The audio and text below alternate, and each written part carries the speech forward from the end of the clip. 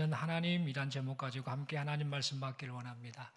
여러분, 우리는 인생을 살아가면서 원치는 않습니다만 절망을 할 때가 있습니다. 절망을 잠시 하면 좋은데 절망에서 벗어나지 못할 때가 있지요. 또 우리는 인생을 살면서 죄의 유혹에 넘어질 때가 있습니다. 어쩌다 한번 죄의 유혹에 넘어지면 좋은데 이게 아니라 자주 습관적으로 반복적으로 죄의 유혹에 넘어지는 그런 경우가 있음을 보게 됩니다. 또한 우리는 인생을 살면서 두려움을 느낄 때가 있습니다. 지금 자신 앞에 펼쳐진 상황, 여러 가지 여건, 그런 것들이 지금 두려움을 주기 때문에 그것으로 인해서 두려움에 잡혀 살 때가 있습니다. 우리의 인생 가운데 이런 경험이 없어야겠습니다만 좀 안타깝게도 살다 보면 이와 같은 가슴 아픈 경험을 우리는 종종 하고는 합니다. 그런데 여러분, 곰곰이 생각을 해보면은요, 두려움이라든지 절망이라든지 또 죄의 유혹에 넘어지는 이런 모습은 가만히 생각해 보면 우리가 혼자 있을 때 이 증상이 더 심한 것 같습니다. 우리가 혼자 있을 때 더 많이 절망하거나, 우리가 혼자 있을 때 더 많이 죄를 짓거나, 우리가 혼자 있을 때 더 많은 두려움을 느낄 때가 있더라라는 겁니다. 누군가 함께하는 사람이 있으면 우리는 위로를 받지요, 힘을 얻게 되지요. 그래서 절망을 했다가도 다시 절망에서 벗어날 수 있는, 절망을 덜하는 그런 모습을 보이게 됩니다. 누군가와 함께 있으면 사람을 의식하기 때문에, 체면 때문에라도 죄의 유혹에 덜 넘어갑니다. 아유, 부끄러운 짓을 하면 안 되지 라고 하며 이렇게 우리가 반응을 합니다.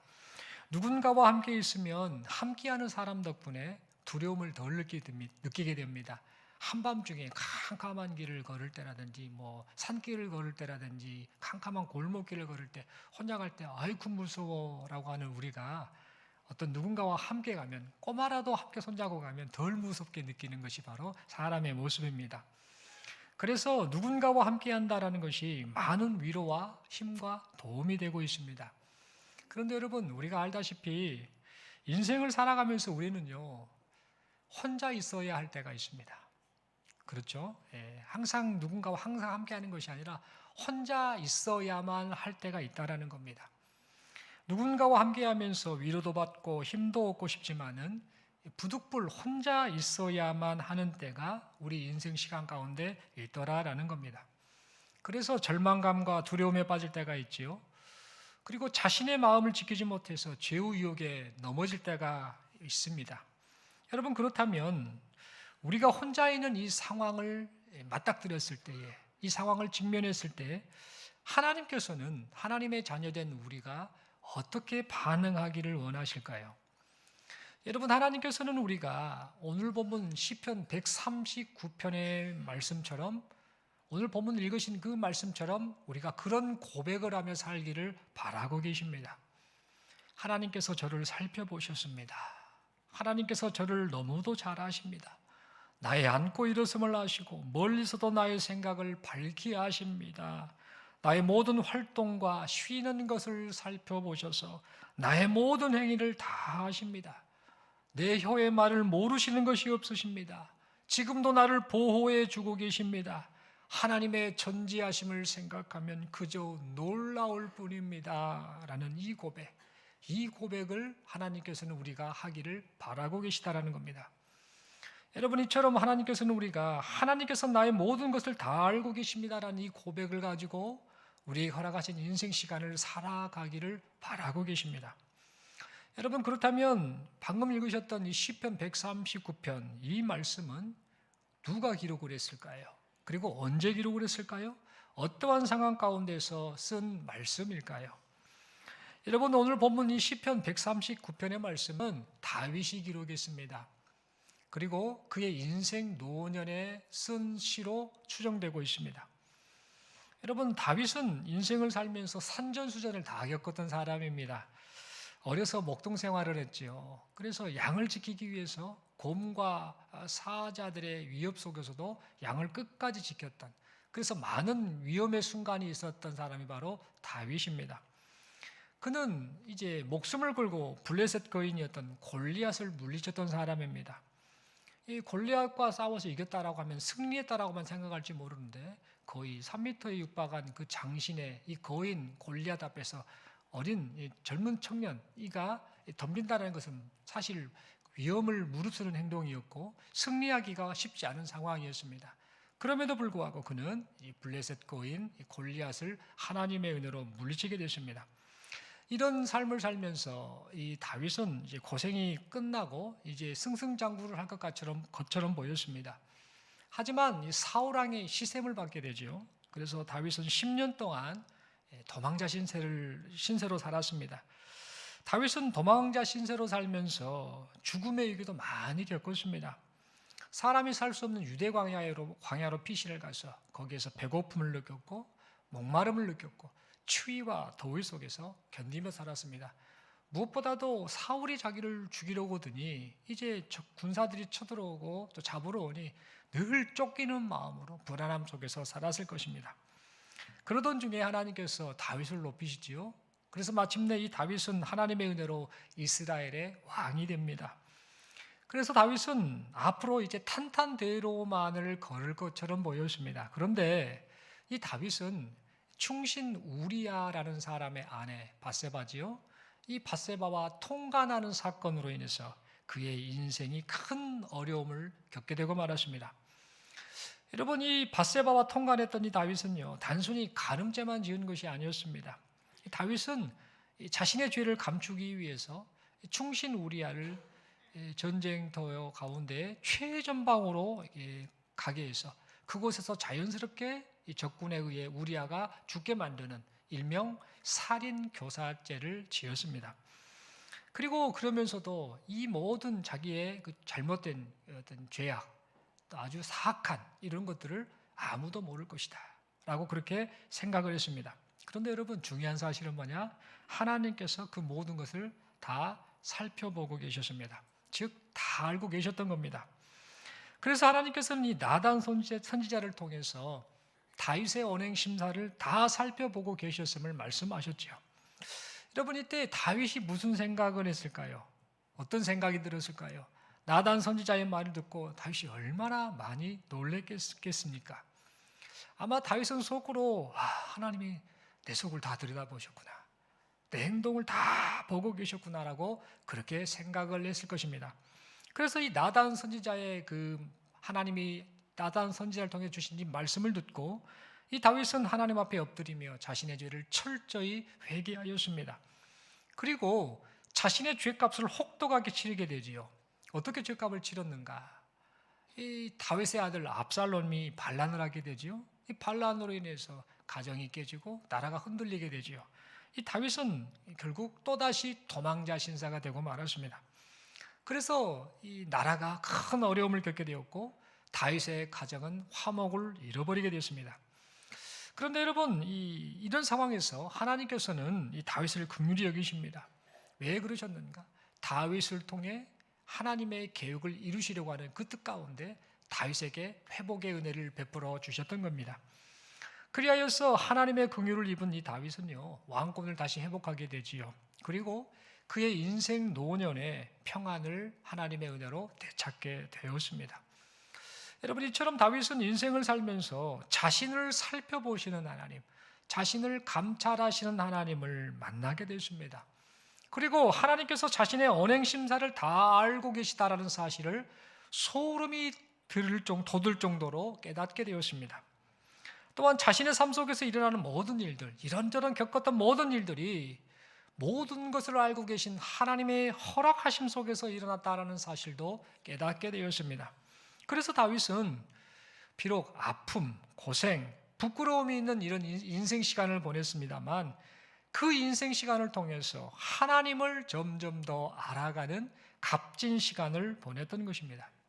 한마디로 말해서 이 다윗은 이 인생에 겪는 많은 일들을 통해서 하나님이 일하시고 하나님이 지켜보시고 하나님이 주관하신다라는 이 사실을 깨닫는 인생 공부를 제대로 했던 것입니다.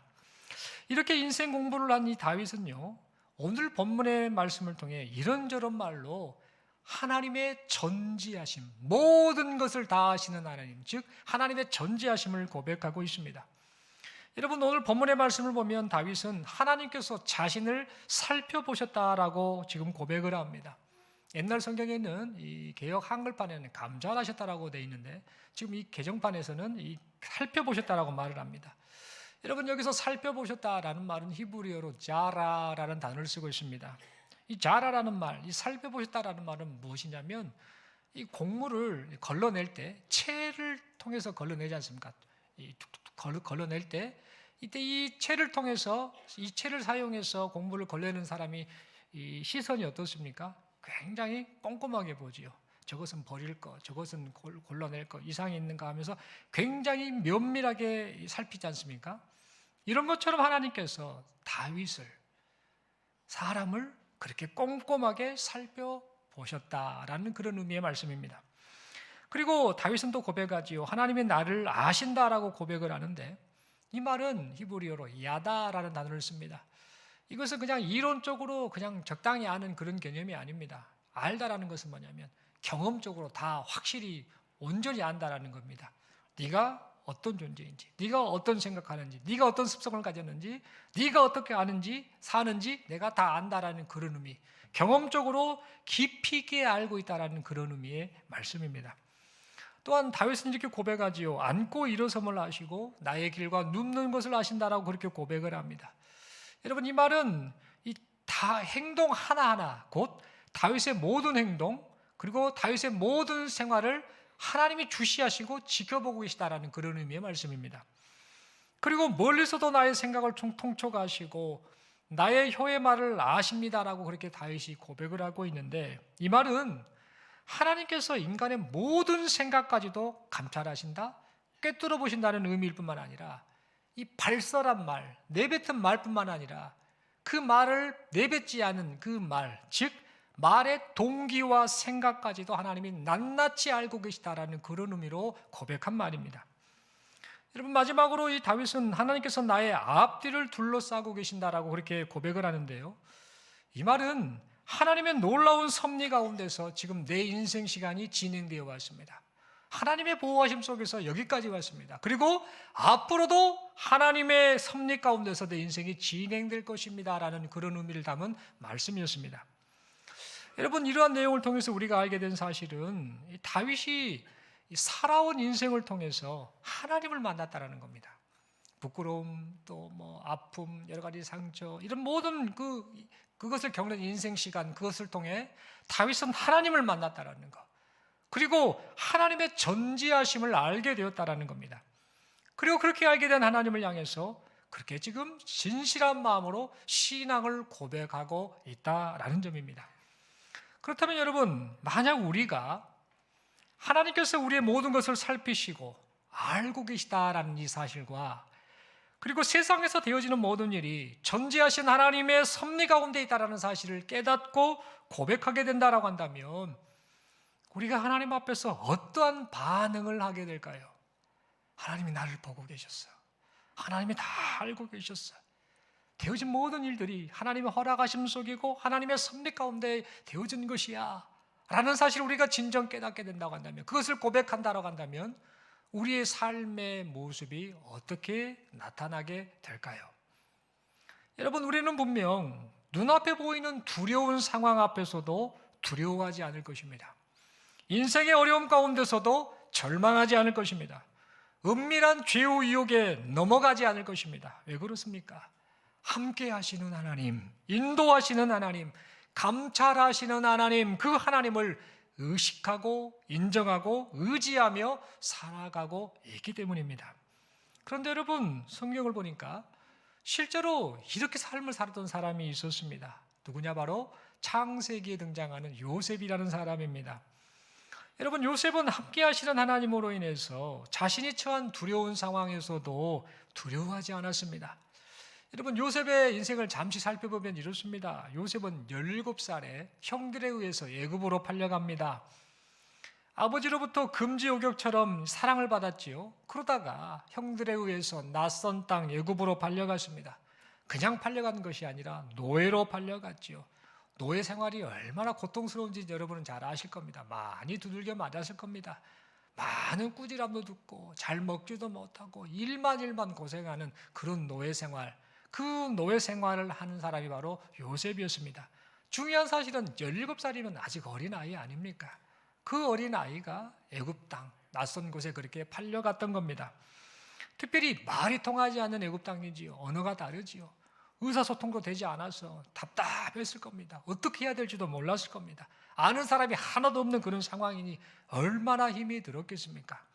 그래서 너무나도 낯선 땅 애굽에서 이 요셉은 그렇게 고통의 시간, 이 노예의 생활을 했던 겁니다. 이때 어린 나이에 이 낯선 땅에서 혼자 고립된 이 요셉은 어떠한 마음을 느꼈을까요? 심히 두려웠을 겁니다. 의지할 데도 없고 대화도 되지도 않고 계속해서 이런저런 책망도 받고 매질도 당하고 많은 고생을 할 때 참 그 삶 자체가 이 요셉은 많이 두려웠을 것입니다. 그러나 요셉은 애굽에서 혼자 외롭게 노예 생활을 하면서도 중요한 사실입니다. 함께 하시는 하나님과 동행했습니다. 그래서 요셉은 함께 하시는 하나님으로 말미암아 두려움이 아닌 평안함 속에서 애굽에서의 노예 생활을 잘 이겨냈습니다. 그리하여서 그 모습을 지켜보던 애굽의 이 주인, 이 친위대장 보디발, 이 사람까지도 창세기 39장 3절의 말씀처럼 하나님이 요셉이와 함께 하시구나 라는 사실을 인정하게 만들었습니다. 여러분, 이처럼 요셉은 낯선 애굽 땅에서의 두려움을요 함께 하시는 하나님과 동행하며 그렇게 잘 이겨냈던 것입니다. 여러분, 요셉은 인도하시는 하나님을 바라보며 절망하지도 않았습니다. 지금 상황은 절망의 상황이었습니다만 하나님이 함께 하신 하나님이 인도하심을 믿고 그 절망을 잘 이겨냈다라는 겁니다. 여러분, 요셉은 성실하게 노예 생활을 잘했음에도 불구하고 주인 보디발의 아내, 이 여자의 모함으로 억울하게 감옥에 들어가게 됩니다. 여러분, 당시에 요셉이 갇힌 이 감옥은요 왕의 죄수들이 갇힌 감옥이었습니다. 그래서 사실상 이 요셉이 감옥에 갇혔다라는 사실은요 무엇을 말하느냐, 이 요셉의 인생이 끝났구나, 이제 더 이상 기대할 것이 없구나라는 것을 우리로 하여금 생각해야 합니다. 이 말 그대로 더 이상 희망을 찾아볼 수 없는 절망의 상황이었던 겁니다. 그런데 이 요셉을 인도하시는 하나님께서는요 요셉이 처한 절망을 희망과 희망의 시련으로 바꾸어 놓으셨습니다. 창세기 39장 21절의 기록대로 요셉과 함께 하신 하나님께서 요셉에게 은혜를 베푸시죠. 그래서 이 감옥의 간수장에게 이 요셉이 인정을 받도록 해주셨습니다. 그래서 이 요셉은요 감옥에서도 하나님의 사람으로 인정을 받았고 마침내는 술 맡은 간원장과 떡 맡은 간원장의 꿈을 해석한 이 일을 근거로 나중에 이 바로, 애굽의 왕 바로 앞에 서서 그의 꿈을 해석해 주므로 애굽의 총리 대신이 되었습니다. 여러분, 절망이 희망으로 바뀌고 희망이 현실로 이루어진 일이 하나님으로 말미암아 요셉의 삶 속에서 나타났던 것입니다. 여러분, 이처럼 요셉은 인도하시는 하나님을 바라보면서 절망을 잘 이겨냈습니다. 그리고 그 과정 중에 하나님의 놀라우신 은혜를 경험하게 되었지요. 여러분, 요셉은 감찰하시는 하나님을 생각하면서 죄의 유혹에 넘어가지도 않았습니다. 여러분, 요셉은 외모가 참 출중했던 사람입니다. 요셉의 아버지가 야곱이고 요셉의 어머니가 라헬이라는 여자죠. 그래서 야곱이가 바다나람으로 가서 이제 이 라헬이를 보고 첫눈에 반해버립니다. 그래서 그곳에서 한 달 정도 머물렀다가 외삼촌 라반에게 라헬을 내게 아내로 주시면 안 되겠냐고 할 만큼, 그리고 이 라헬을 위해서 7년을 보내는데 7년을 며칠처럼 보낸 것처럼 여길 만큼 이 라헬을 사랑했는데 알고 보니 라헬이 참 많이 예뻤던 것 같습니다. 성경에 보면 라헬의 언니 레아는 알력이 부족하다라고 하는데 성경학자들은 시력이 안 좋았나, 얼굴이 별로 안 예뻤나 뭐 이렇게 생각을 하는데, 어쨌든 우리가 알 수 있는 것은 라헬이 참 예뻤습니다. 즉 요셉의 어머니 라헬이 예뻤다라는 겁니다. 그러면 그의 아들 요셉도 참 잘생겼겠죠. 멋지게 생겼겠죠. 그런데 이 뛰어난 외모가 또 큰 문제를 야기시키는 원인이 됩니다. 이 요셉이가 이 보디발 그 집에서 잘 노예 생활을 하며 집사로 역할을 하고 있는데, 이 보디발의 아내가 이제 하루가 멀다 하게 계속해서 요셉이를 불러서 요셉에게 죄를 짓도록 지금 꼬드기고 있습니다. 요셉아, 요셉아, 나와 성적인 죄를 좀 지어보자. 너같이 잘생긴 애는 처음 봤다. 네같이 훤칠한 키에 이렇게 예쁘게 생긴 남자는 처음 봤다 라고 하면서 그렇게 요셉을 유혹했던 것 같습니다. 하지만 이때 요셉은요, 창세기 39장 9절의 말씀대로 내가 어찌 하나님 앞에서 범죄하겠느냐라고 하면서 죄의 유혹을 뿌리쳤고 그 죄의 자리를 떠났습니다. 이처럼 요셉은 감찰하시는 하나님을 의식하고 있었기 때문에 그렇게 죄의 유혹을 이겨낼 수 있었습니다. 여러분, 우리는 이 요셉의 이 삶을 보면서 우리가 알게 된, 깨닫게 된 분명한 사실이 있습니다. 그것은 뭐냐? 사람이 삶의 두려움에 사로잡히는 이유가, 어쩌다 한 번씩 두려워할 수 있는데 그 두려움에 사로잡혀 사는 이유가 알고 보니 함께 하시는 하나님을 인정하지 않기 때문이다라는 사실입니다.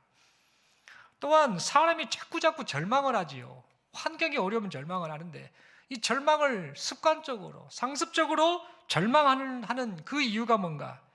자신을 지금 인도하고 계시는 하나님을 의지하지 않기 때문이다라는 겁니다. 더불어 사람이 죄를 짓는데 죄를 안 지을 수는 없죠. 안 지으려고 몸부림을 칩니다만 사람이 어쩌다가 죄를 지을 수도 있는데 이 죄의 유혹이 왔을 때 죄를 짓는 것은 어쩔 수 없습니다만 이것을 뻔히 알면서도 반복적으로 습관적으로 계속해서 죄를 짓는 이유, 그 이유가 뭐냐? 알고 보니 감찰하시는 하나님을 의식하지 않기 때문이다라는 점입니다.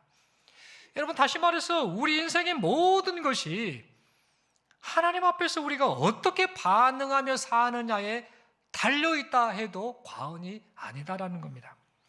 여러분, 그러므로 우리 모두는요, 요셉이가 그렇게 살았던 것처럼 우리에게 허락하신 삶 속에서요, 감찰하시는 하나님, 인도하시는 하나님, 함께 하시는 하나님, 이 하나님을 의식하고 인정하고 의지하며 살아갈 수 있기를 바랍니다.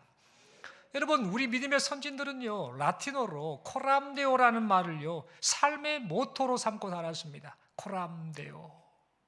늘 이 고백을 하면서 입버릇처럼 코람데오, 마음 중심으로 코람데오, 코람데오, 코람데오, 이 말을 하며 살았습니다. 여러분, 코람은 뜻이 뭐냐면요, 면전에서, 누구누구 앞에서라는 뜻을 가지고 있습니다. 그리고 데오는 하나님을 뜻하는 단어입니다. 그러니까 코람데오가 뭡니까? 하나님 앞에서, 하나님 면전에서, 하나님 목전에서라는 그런 뜻을 가지고 있는 겁니다. 그래서 우리 믿음의 선진들은요, 내가 지금 하나님 앞에서 살고 있다. 내가 지금 하나님 앞에서 말하고 있다. 내가 지금 하나님 앞에서 생각을 품고 있다. 내가 지금 하나님 앞에서 행동하고 있다라고 그렇게 고백을 하며 인생을 살았던 겁니다. 여러분, 믿음의 선진들이 언제나 이 고백을 하며 살았던 이유, 그 이유가 뭐냐? 그 이유는 성도가 하나님 앞에서 살고 있음을 자각할 때, 성도가 하나님 앞에서 살고 있음을 자각하고 깨닫고 고백할 때 두려움도 절망도 죄의 유혹도 이겨낼 수 있기 때문이었습니다. 사랑하는 성도 여러분, 그러므로 코람데오의 이 신앙 고백을 하면서 우리에게 허락하신 삶 속에서 감찰하시는 하나님, 인도하고 계시는 하나님, 함께 하시는 이 하나님, 이 하나님을 의식하고 인정하고 의지하며 살아가는 우리 모두가 될 수 있기를 간절히 소망합니다. 여러분, 그와 동시에 혹시 우리가 혼자 있다라는 이유로 외롭게 혼자 있다든지 은밀하게 혼자 있다든지 내가 혼자 있다라는 이런 이유로 두려워하거나 절망하거나 죄의 유혹에 자주자주 넘어지고 있다라고 한다면 우리는 내가 이런 반응을 보이는 근본 이유가 무엇인가를 깊이 있게 생각해 보아야겠습니다. 우리가 지금 하나님을 어떤 분으로 지금 생각하고 있는지를 생각해야 됩니다. 우리가 지금 하나님을 어떻게 대하고 있는지를 생각해야 됩니다. 입으로는 하나님을 경외합니다, 사랑합니다라고 말하면서 진짜 우리가 하나님을 경외하고 있는가? 진짜 경외를 한다면 그분 앞에 이렇게 반응할 수 없는 것인데 내가 혼자 있다는 이유로 이런저런 핑계로 그런 상황 속에서 두려워하고 절망하고 죄의 유혹에 자주자주 넘어가고 있다고 한다면 과연 내가 진짜 하나님을 경외하고 있는가? 내가 하나님을 어떤 분으로 대하고 있는가? 내게 있어서 하나님은 어떤 분이신가? 라는 이 질문을 끊임없이 하며 우리 삶의 태도를 바꾸어야 될 줄로 믿습니다. 여러분, 하나님을 경외한다 할 때 경외라는 단어 있지 않습니까? 이 단어의 뜻이 무엇인지 아십니까? 경자가 뭔 줄 아십니까? 공경할 경자입니다. 외자가 무슨 글자인 줄 아십니까? 두려워할 외자입니다. 하나님을 진짜 공경하고 하나님을 진짜 두려워하는 이 마음이 우리에게 있으면 우리의 삶의 태도가 어떻게 되겠습니까? 절망을 하겠습니까? 두려워하겠습니까? 죄의 유혹에 쉽게 넘어가는 하나님의 마음을 아프게 하는 그런 행동을 하겠습니까? 그렇지 않다라는 겁니다. 여러분, 그러므로 우리는요, 지금 우리가 계속해서 혼자 있을 때 절망하거나 두려워하거나 죄를 습관적으로 짓거나 이런 모습이 나타난다고 한다면 지금 나와 하나님과의 관계가 어떠한지를 진지하게 돌아보아야 합니다. 상황을 변명, 핑계 삼아서는 아니 됩니다. 성도는 하나님과 나와의 관계 속에서 이 모든 문제의 해결책을 찾게 된다는 사실을 잊지 않기를 바랍니다. 여러분, 하나님께서는요, 우리를 너무도 잘 아십니다. 우리 자체를 너무나 잘 아십니다. 우리를 면밀히 살펴보고 계십니다. 채를 걸러서 꼼꼼하게 살펴보는 그런 동작과 같이 우리를 세밀하게 면밀히 우리를 살펴보고 계십니다. 우리의 행동을 지켜보고 계십니다.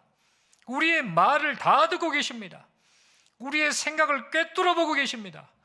소리내지 않은 우리의 마음의 소리까지 다 듣고 계십니다. 우리가 무엇 때문에 힘들어하는지 다 알고 계십니다.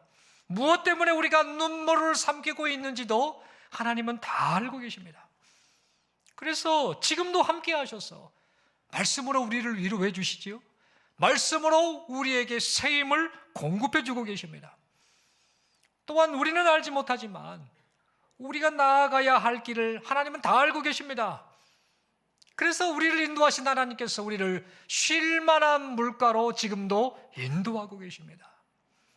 여러분, 그러므로 우리와 함께 하시고 우리를 인도하시고 우리를 감찰하시는 하나님, 이 하나님을 언제나 우리의 일평생 동안 의식하고 인정하고 의지하며 살아가는 우리 모두가 될 수 있기를 바랍니다. 그리하여서 우리가 혼자 있는 상황에 처해 있다 할지라도 더 이상 두려움에 사로잡히지 않기를 바랍니다. 우리가 혼자 있는 상황에 처해 있다 할지라도 절망에 빠져 있지 않기를 바랍니다. 우리가 혼자 있는 상황에 처해 있다 할지라도 죄의 유혹에 넘어가지 않는 우리 모두가 될 수 있기를 바랍니다. 더 나아가서 하나님과 동행하는 삶을 통해서 우리 이웃들에게 이 삶의 희망과 영원한 생명을 선물해 주는 일이 나타난다는 사실을 생각하면서 하나님과 더욱더 동행하며 살아가시는 우리 모두가 될 수 있기를 간절히 소망합니다. 우리를 아시는 하나님께서 우리가 이렇게 살아가도록 지금도 우리와 함께 하시고 우리를 살펴보시고 우리 인생 발걸음을 인도해 주고 계심을 믿습니다. 우리 서로에게 이렇게 인사하겠습니다. 우리가 하나님 앞에서 살고 있습니다. 옆에 부분을 몇 번 질문을 할 텐데 정말 그 따뜻한 눈빛으로 정말 위로해주고 축복해주는 눈빛으로 서로에게 이렇게 인사하겠습니다. 하나님께서 당신의 형편을 아십니다. 한 번 더 인사합니다. 하나님께서 당신의 아픔을 아십니다. 한 번 더 인사합니다. 하나님께서 당신을 살펴보고 계십니다. 손 한번 들어주시겠습니다. 옆에 분을 향해서 이렇게 다시 한번 결단하며 인사합니다. 혼자 있을 때도 하나님과 동행하며 삽시다. 아멘이시죠? 여러분, 그 1998년에 그 영화 한 편이 개봉이 됐는데요. 그랬다가 뭐 2000 몇 년도에 또 재개봉됐던 영화인데 트루먼 쇼라는 영화가 있습니다. 짐 캐리라는 남자분이 주연으로 또 그 등장했던 그런 영화인데요. 이 영화의 내용이 생각을 해보면 아 그렇구나라는 생각이 듭니다.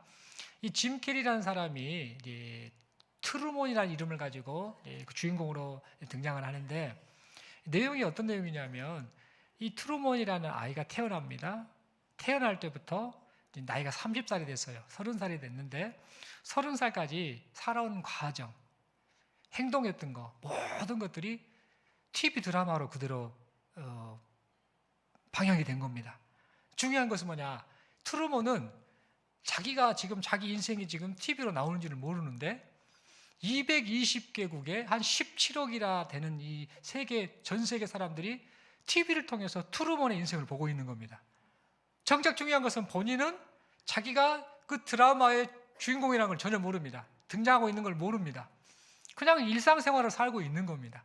그런데 알고 보니까 그 트루먼이라는 아이의 출생부터 살아 모든 과정을 통해서 어떤 드라마의 뭔가 말하고자 하는 의도를 가진 감독이 이미 계획을 세워서 그 트루먼이 살고 있는 삶의 모든 그 환경이 세트장으로 이미 다 준비되어 있었던 겁니다. 본인만 몰랐어요. 본인만 그냥 일상생활을 다 했고 거기에 등장하는 모든 사람들까지 전부 감독의 지시를 받은 그 어떤 역할을 담당했던 사람이었던 겁니다. 여러분 이 이야기를 하다가 나중에 30세가 됐을 때 이 사람이 이게 이제 연출된 드라마였구나 하는 걸 깨닫게 되는 그런 내용인데요. 이 이야기를 함과 동시에 무슨 말씀을 드리려고 하느냐면요. 우리는 지금 이 지구라는 이 무대 위에서 지금 감독 되신 하나님 앞에서 각자의 역할을 하며 살고 있습니다. 중요한 것은 하나님이 다 보고 계시다라는 거. 말하는 거, 생각하는 거, 행동하는 거 모든 것을 하나님이 다 보고 계시다라는 거. 그러니까 이 점을 생각하면 내가 지금 이 인생을 하는데 하나님이 감찰하시다라는 사실을 생각할 때 우리가 어떤 인생을 살겠느냐라는 이 질문을 하게 된다는 겁니다. 사랑하는 성도 여러분, 하나님 앞에서 지금 우리가 인생을 살고 있습니다. 하나님 앞에서 말하고 있고 하나님 앞에서 생각을 하고 있습니다. 하나님 앞에서 이런저런 행동을 하고 있습니다. 우리가 절망에 빠졌을 때도, 우리가 두려워할 때도, 우리가 죄의 유혹에 지금 흔들릴 때도 하나님은 그 모든 것을 다 보고 계시면서 우리로 하여금 함께 하시는 하나님, 인도하시는 하나님, 감찰하시는 하나님을 잊지 말고 하나님을 의식하고 인정하고 의지하며 살라라고 그렇게 말씀을 해주고 계십니다. 우리 믿음의 선진 다윗, 믿음의 선진 요셉이도 그렇게 인생을 살았습니다. 바라옵기는 여기 모인 우리들도 하나님 앞에 인생을 살았으면 합니다. 내가 하나님 앞에서 코람데오의 정신을 가지고 하나님 앞에서 인생을 산다라고 생각하며 두려움이 올 때나 절망이 올 때나 죄의 유혹이 올 때나 이런저런 상황 속에서도 언제나 하나님만을 바라보며 하나님만을 의식하며 하나님만을 인정하며 하나님만을 의지하며 살아가시는 우리 모두가 될 수 있기를 간절히 소망합니다.